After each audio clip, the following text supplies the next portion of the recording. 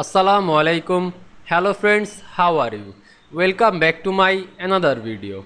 In this video, I am going to show you how to resize all picture to the same size in Google Docs. Let's get started. At first, you have to open your Chrome browser, then open your Google Docs apps, then open your document or create your document. Now you can see here are my documents and also many pictures. Now I resize this all picture to the same size. At first, you have to select a image. Then you can see here are image option. Click this. Now you can see here are many options: size, rotation, text wrapping, and etc. Now I choose size and rotation. Click this.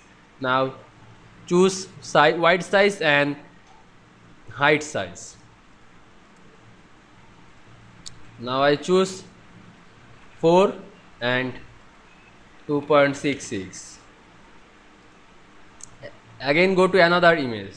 Now I choose same size 4 and 2.66.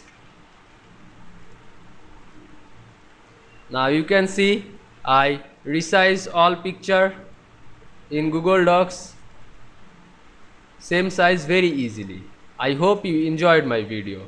Please like, comment, share and subscribe my channel. Thanks for watching.